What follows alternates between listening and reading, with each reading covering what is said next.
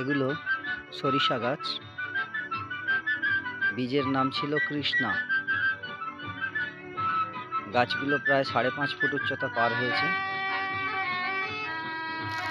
ফল হয়েছে গোড়ার দিক থেকে প্রায় 2 ফুট উচ্চতা, তারপর থেকে মাথা পর্যন্ত একেবারে ফলে ভর্তি।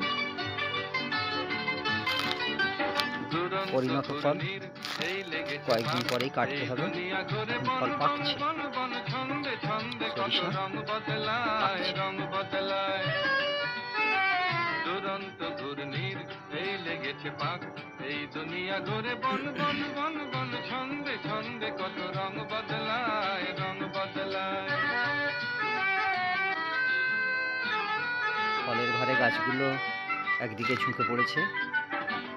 এবছর শীত ভালো ছিল, তাই প্রায় সব জমিতেই সর্ষে ভালো হয়েছে।